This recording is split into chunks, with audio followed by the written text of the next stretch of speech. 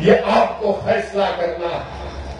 بہت ہو گیا میرے بھائی، ہم ڈر ڈر کر زندگی نہیں گزاریں گے، ہم سوچ سوچ کر زندگی نہیں گزاریں گے، حکمت کے نام پر بزدلی نہیں کر سکتے۔ اب یاد رکھو وانیم باڑی کے عوام، ہندوستان میں ہم اول درجے کے شہری ہیں، ہم نمبر 1 کے سٹیزن ہیں، ہم نمبر 2 کے سٹیزن نہیں ہیں۔ قانون سب کے لیے برابر ہے، قانون سب کے لیے برابر ہے، کوئی قانون میں اوپر نیچے نہیں ہے، مگر فرق یہ ہے کہ اٹھ کر بولنے والا کوئی نہیں ہے، لڑنے والا کوئی نہیں ہے، ہمارے مسائل کو صحیح طریقے سے بیان کرنے والا کوئی نہیں ہے۔ اور ہم کو کیا بول دیا جاتا، ارے دیکھو اس میں آ جاؤ، اس میں شامل ہو جاؤ، ارے مجھے کیا ملنے والا ہے؟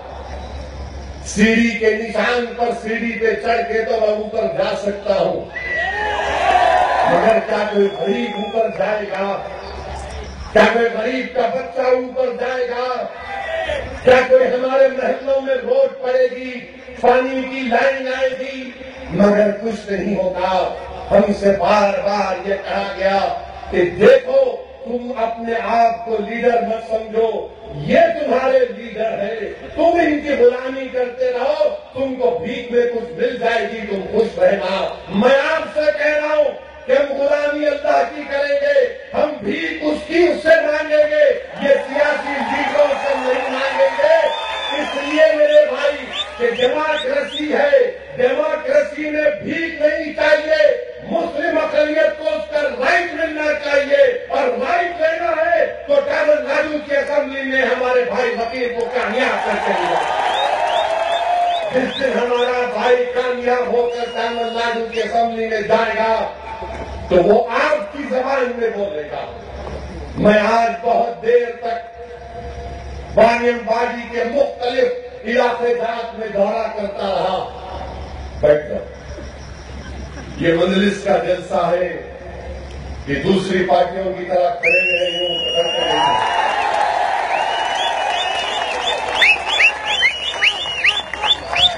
یہ آپ کا جلسہ ہے، یہاں پر سب برابر ہے، یہاں یہ پارٹی کا کلچر نہیں ہے کہ کرنا بھی ہے تو ڈائیو مار دیے، ہم آئے تو ماں کے سامنے لیٹ گئے۔ ہم اس مسجد میں جا کر لیٹ جاتے ہیں، ہم اس مسجد میں جا کر سر کو اپنے دل کو جھکا دیتے ہیں، کسی انسان کے سامنے نہیں جھکنے والے ہم۔ یہ مزاج ہم کو پیدا کرنا پڑے گا، یہ مزاج ہم کو پیدا کرنا پڑے گا میرے بھائی۔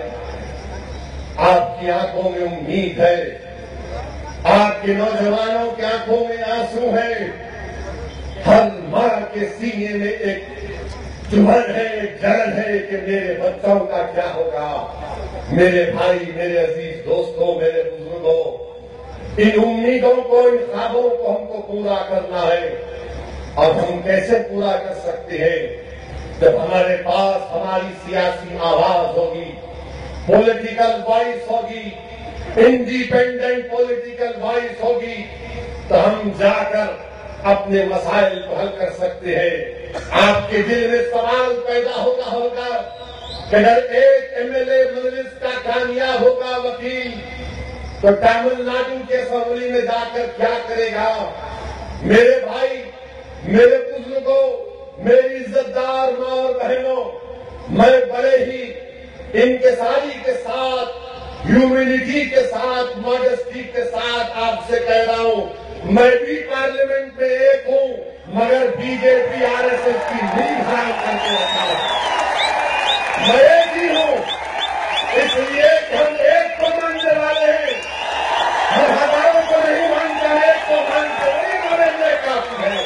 اگر اس کی ذات پر اٹوٹ بھروسہ کرو گے، توکل کرو گے، تو غیر سے مدد آئے گی، غیر سے ہمت آئے گی، زبانوں میں تحصیل پیدا ہوگی، اور حکومت کے ایوانوں کو تم ہلا کے رکھ سکتے ہو۔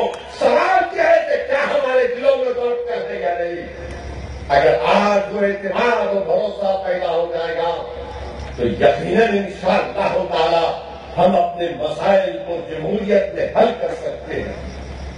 آج میں پھر رہا تھا آپ کے وانیم والی کے اسمبلی کے حلقوں میں، جعفر آباد، شاکر آباد، قدم پیٹ، ابھی پیٹ، بشیر آباد، اقبال روڈ، نیو دلی،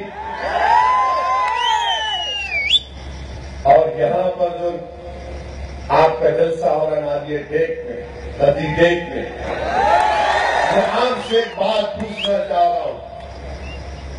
یہاں پر جو AIDM کے کینڈیڈیٹ ہیں، ہماری بہن، میں ان کے خلاف نہیں بولوں گا، مگر مجھے ایک بات پر اعتراض ہے کہ جب ان کی اماں کو، میری اماں نے، ان کی اماں کو جیل ہوئی تو ہماری بہن غریبوں کے دکان پہ جا کے سامان لیٹ رہی تھی۔ میں ان سے پوچھنا چاہ رہا ہوں، جیل کو جانا کورٹ کا فیصلہ ہے، جیل کو جانا پڑتا، غریب کی دکان پہ جا کے نقصان پہنچانا، یہ تمہاری اماں سے کون سی محبت ہے؟ جانا تھا تو جا کے کرونا جی کو پکڑنا تھا، ہمت کی تو اس کو پکڑنا تھا، کہ غریب کی دکان پہ جا کے نقصان پہنچانا۔ میری بہن یہ اچھا کام نہیں کیا آپ نے، یہ کام آپ نے اچھا نہیں کیا۔ اور میں دیکھ رہا تھا ویڈیو میں کہ پولیس بھی ان کے پیچھے کچھ نہیں کر رہی تھی۔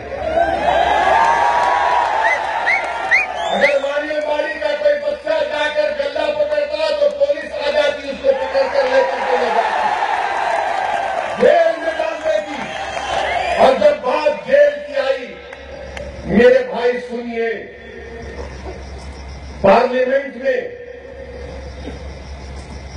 27 اپریل کو راجیہ سبھا میں ایک کوشچن کا جواب دیتے ہوئے گورنمنٹ آف انڈیا نے کیا کہا کہ تمل ناڈو کی جیلوں میں 1867 مسلمان انڈر ٹرائل ہیں، 220 ڈیٹینیز ہیں۔ میں AIDM کے اماں سے، ان کے جانے والوں سے پوچھ رہا ہوں، میں DM کے پارٹی سے پوچھ رہا ہوں، آپ لوگ پاور میں ہیں، کبھی آپ بیٹھتے تو کبھی انہوں بیٹھتے،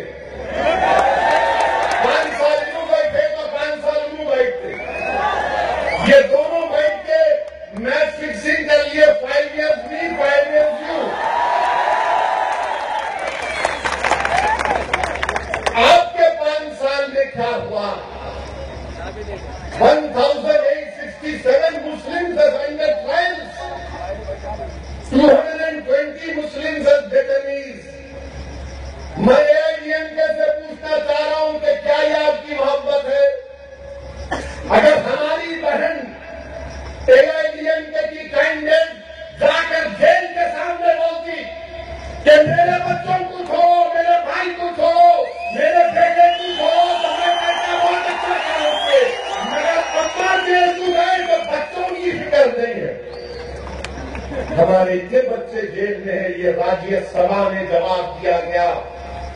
یہ سیکولرزم ہے ان کا کہ یہ جب مصیبت میں آئیں گے تو ہم ان کا ساتھ دینا، یہ پاور میں جائیں گے تو ہم ان کو ووٹ ڈالنا، یہ جب مر جائیں گے تو ان کی اولاد کو ڈالنا، وہ اولاد مر گئی تو ان کی اولاد کو ڈالنا، کہ ہم غلامی کرنے کو پیدا ہوئے۔ ہم غلامی کرنے کو پیدا نہیں ہوئے، ہم حق لینے والے ہیں، ہم کو حق لینا بھی آتا ہے۔ اب میں آپ سے کہہ رہا ہوں کہ حق کو چھیننا پڑے گا۔ جو تمل ناڈو کی جیلوں میں ہمارے بچے ہیں، اگر میں ان کی زبان کو تمہارے سامنے بیان کروں گا تو جیل میں 1860 جو ہمارے بچے جیلوں میں ہیں، وہ مانیم واڑی کے لوگوں کو پکار پکار کر کہہ رہے کہ دیکھو ہم جیلوں میں ہیں، جیل کی دیواروں میں ہیں، ہم رات رات بھر روتے ہیں اپنے ماں اور بہنوں کو دیکھنے کے لیے، کیا مانیم واڑی کے عوام ہمارے آنسوؤں کی دھار رکھے گی؟ کیا مانیم واڑی کے بزرگ ہم بچوں کو نکالنے کے لیے متحد ہوں گے؟ کیا